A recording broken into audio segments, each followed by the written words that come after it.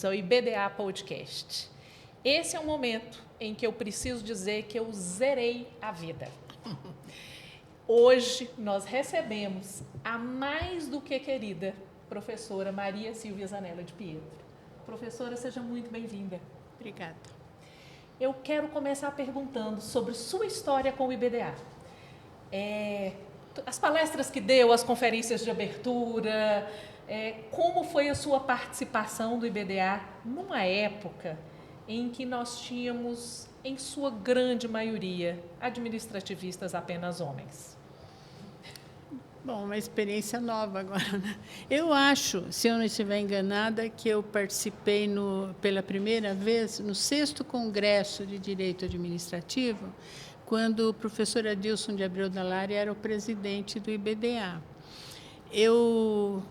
Ele foi meu colega de turma, nos formamos juntos, mas ele me convidou e, naquela ocasião, eu não vim fazer palestra propriamente, eu vim apenas para presidir uma mesa, porque eu tinha acabado de passar no concurso para professor titular de Direito Administrativo na USP, ganhei o concurso, ganhei o cargo. E no concurso tem uma prova que é chamada prova de erudição, que é uma exposição oral, como se fosse uma aula, mas eles chamam de prova de erudição. E o meu tema foi participação popular na administração pública. E quando o Adilson me convidou, ele criou o painel com esse título, Participação Popular na Administração Pública, Adoro. que eu diria que foi um tema que, modéstia à parte, fui eu que lancei aqui no Brasil. Não havia nenhum artigo a respeito desse tema. Eu fui crucificada pela escolha do tema. Disseram que eu era do PT.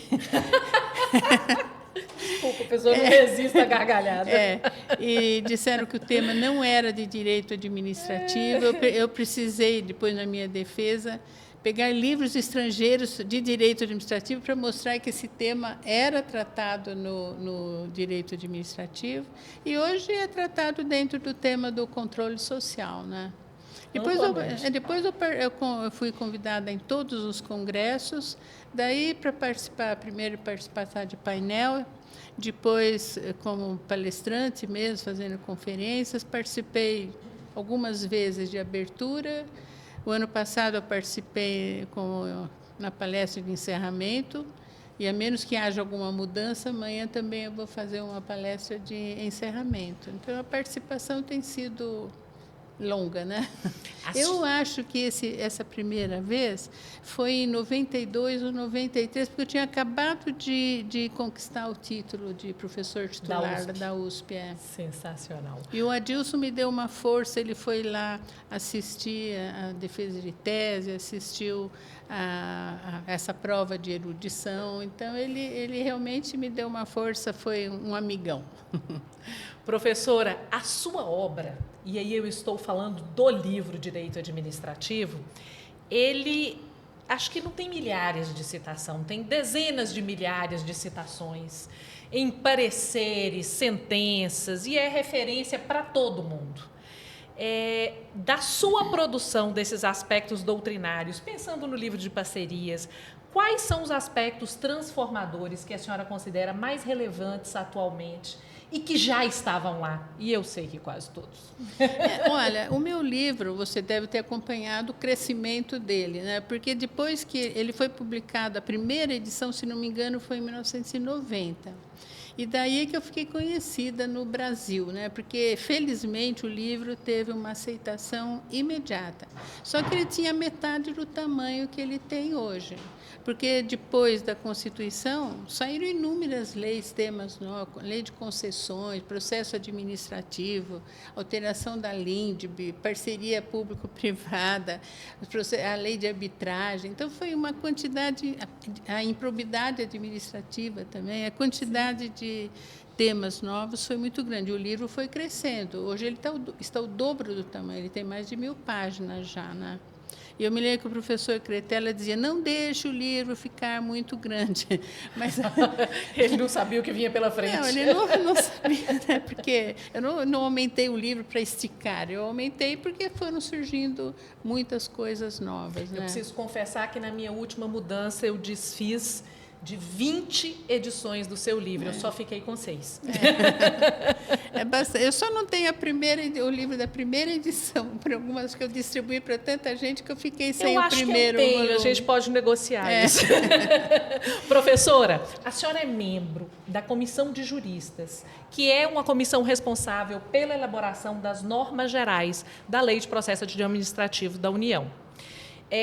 Nessa atividade, eu não tenho dúvida que a sua profissão de procuradora do Estado tem uma visão muito peculiar de construção. E aí eu tenho 2 perguntas. Primeiro, o que a senhora acha da ideia de uma lei nacional de processo administrativo? E segundo, como é que ser procuradora influencia na visão do processo administrativo? Olha, eu sempre digo que a minha atividade como procuradora do Estado na advocacia pública foi muito importante para a minha carreira de magistério, porque o direito administrativo que eu ensinava para os meus alunos era um direito vivo, aquele direito do dia a dia com que eu lidava nos processos. Eu sempre trabalhei na área consultiva ou de assessoramento, eu nunca fiz o contencioso na procuradoria. E eu acho que a advocacia pública me deu material para as minhas aulas. E foi muito bom, né? E agora, com relação à lei ser uma lei nacional, a lei de processo administrativo, eu me sinto um pouco culpada por essa ideia, porque eu me lembro que eu participei uma vez de um livro sobre a lei de processo organizado pela Irene Nohara e o Tiago Mahara.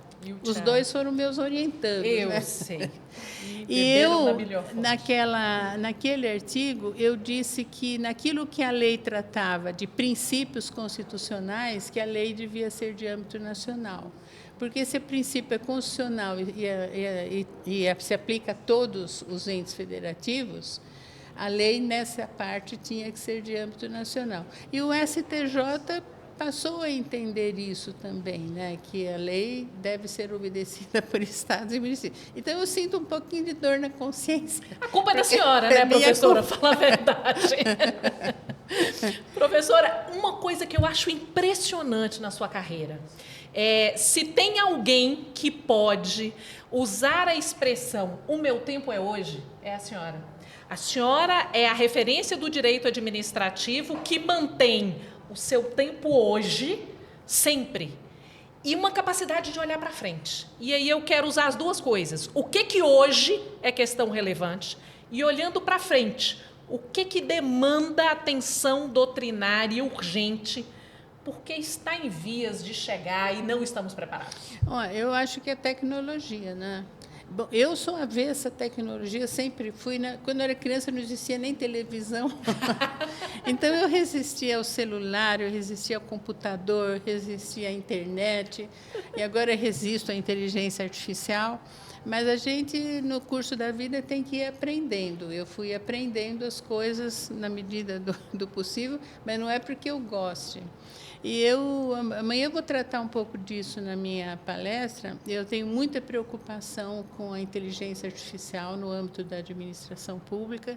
Ela pode ter alguns aspectos positivos, pode ajudar a aumentar a nossa capacidade, as nossas habilidades, o nosso conhecimento, mas ela pode trazer muitos malefícios se ela vier para substituir a inteligência humana. E, infelizmente, isso já está acontecendo em muitas áreas, né? E eu junto isso com um tema que foi preocupação da senhora com a análise densa, sólida, que não era tão comum a respeito da discricionariedade administrativa.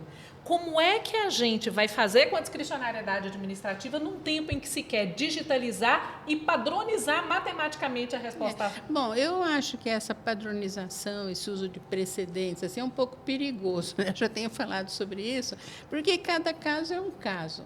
Eles querem juntar os processos para fazer repetitivos, o que é repetitivo, fazer para diminuir o volume de serviço nos tribunais, mas existem peculiaridades diferentes de um caso para outro. Né? Eu tenho um pouco de receio disso. E a discricionariedade, ela corre sério risco se as autoridades começarem a transcrever textos da inteligência artificial para tomar decisão. Quer dizer, a inteligência artificial não pode substituir a decisão da autoridade. Ela pode apoiar, dar uma assistência, mas ela não pode substituir. Eu acho que daí acaba a discricionariedade.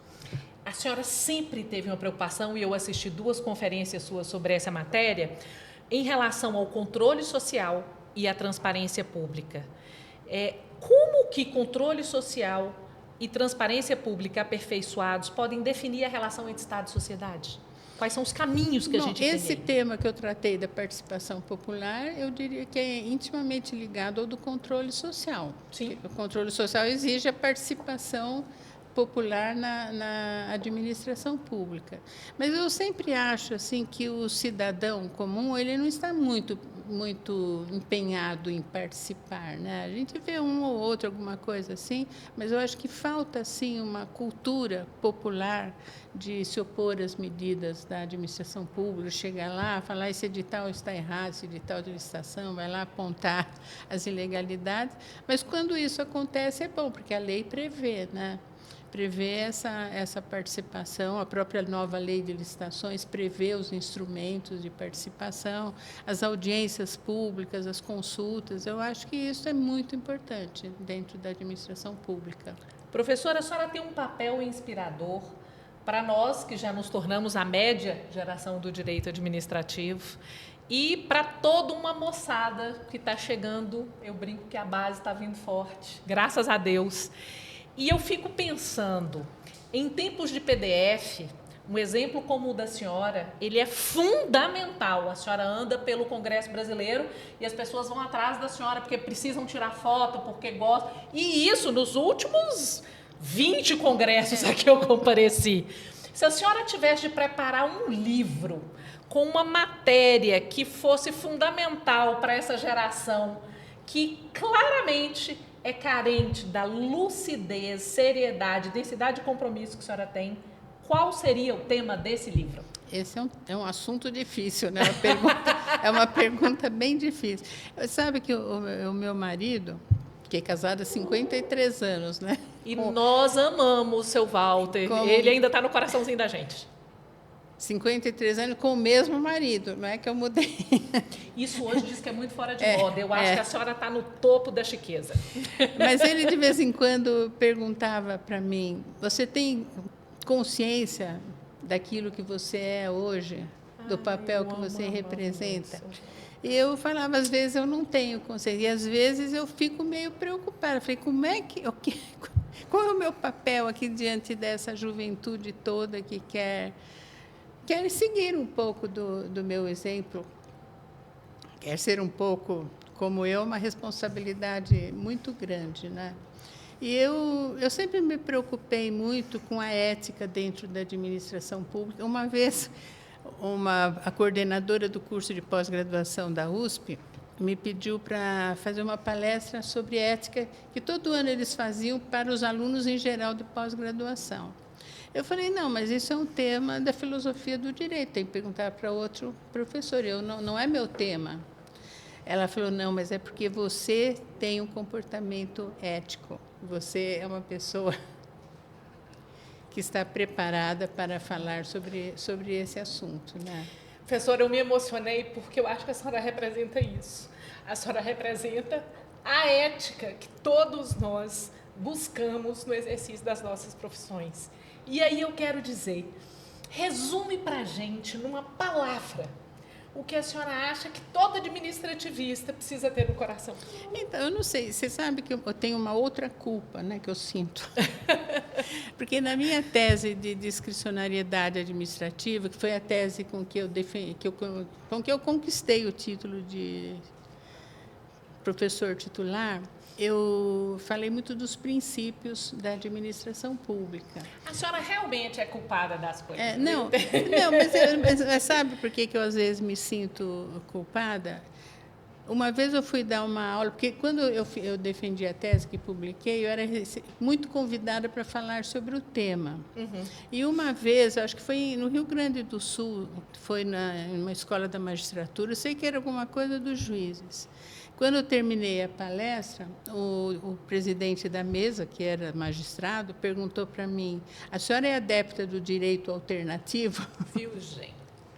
E eu acho assim que hoje, não que eu seja contra os princípios, algumas pessoas já são contra os princípios, porque eu acho que os princípios deram uma liberdade muito grande de interpretação, porque os princípios são conceitos indeterminados. E eu não sei se isso não acabou não favorecendo um pouco o ativismo judicial, porque você manipula praticamente o conteúdo dos princípios conforme aquilo que você quer decidir. Decide subjetivamente primeiro, escolhe o princípio que vai servir de fundamento depois, né, professor? Então, quando se fala muito em constitucionalização do direito administrativo, quando eu tratei da tese, o tema não era comum, eu nem usei essa palavra na minha tese, mas, na realidade, eu já tratei da constitucionalização analisando os princípios constitucionais. Então, eu também diria que eu fui um pouco pioneira nesse assunto, e daí acho que foi uma alavanca, né, para o uso dos princípios. Eu acho que o papel da senhora é puxar a gente para pensar adiante. Aí por isso que eu me preocupo quando meu marido perguntava se tem consciência do seu papel hoje, porque é um papel de muita responsabilidade, né? Eu me sinto assim. E por isso a gente só agradece. Professora Maria Sílvia, a gente agradece por toda a sua vida, por toda a sua dedicação. E hoje eu agradeço pelo tempo que a senhora disponibilizou para a gente, tão disputada pelo Congresso Brasileiro inteiro. Muito obrigada. Eu que agradeço por ter sido convidada, pela confiança, pela sua amizade, que já vem de alguns anos. Eu tenho assim, um carinho muito grande por Minas Gerais, até pelo papel que o professor Paulo Neves desempenhou na nossa vida. Né? Porque eu sei que ele é muito querido aqui, e ele participou de banca de 2 concursos meus. Ele participou da livre docência e depois de professor titular. E ele sempre me tratou assim de uma maneira muito carinhosa, muito respeitador. Ele foi um amigo assim, que eu conquistei nas bancas de concurso. E nas aulas de pós-graduação, ele chegava e apresentava o seu livro. E falava assim: a professora Maria Sílvia tem uma clareza redacional proporcional à logicidade e lucidez de raciocínio. É por aqui que você começa, minha filha. O livro da senhora nos era apresentado por ele como o parâmetro de raciocínio a partir do qual a gente tinha de trabalhar. Posso contar por que surgiu a ideia do livro? Não, conta, lógico! Porque além de dar aula na faculdade, eu dei durante 12 anos eu dei aula em cursos preparatórios para a magistratura e o Ministério Público, que é 4, 5 turmas todo ano, né? Então, eu chegava a ter 500, 600 alunos por semestre. Mas, uma vez, chegou um grupinho de alunos do cursinho e eles falaram para mim: por que a senhora não escreve um livro do jeito que a senhora fala? Que sensacional isso! E daí, quando eu fiz o concurso para livre docência, tinha uma prova escrita, que eles sorteavam o tempo na véspera. Sim.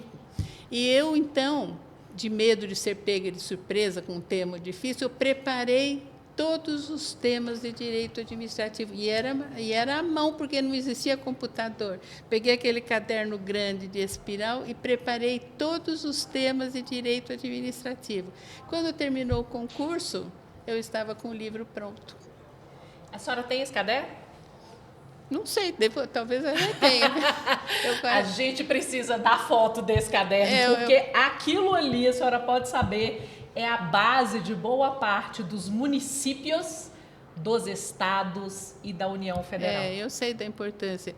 É capaz que eu tenha, porque essas coisas eu não costumo jogar fora. Eu tenho pilhas e pilhas de papéis lá em casa, de palestras que eu proferi no curso da minha vida, tenho pilhas desse tamanho, assim, porque eu sempre preparo por escrito, né? E agora até o Luiz Cláudio está querendo publicar um livro com palestras, né, essas mais recentes. É porque eu guardo tudo. Provavelmente eu tenho esse caderno ainda. Olha, eu quero dizer para vocês que a gente está em primeira mão anunciando uma obra disruptiva no direito brasileiro que se chamará Palestras da Professora Maria Sílvia. Todo mundo já prepara aí um mês de férias, porque eu confesso a vocês que quando for lançado farei o fichamento. Professora, muito obrigada por sua presença. Agradecemos e esperamos a presença da senhora em outro episódio. Se Deus quiser. E só fico chateada de ter feito você derrubar umas lágrimas. Professora, foi a emoção de encontrá-la. Isso não é privilégio meu. Eu sei que vários alunos sentem a mesma emoção quando encontram a senhora. Obrigada. Muito obrigada. Obrigada. A senhora mora no coração da gente. Obrigada. Obrigada. Assistam o próximo episódio de BDA Podcast. Ninguém vai conseguir superar Maria Silvia Zanella de Pietro, mas estejam com a gente, porque aqui a gente traz quem pensa e quem faz o direito administrativo no Brasil. Muito obrigada.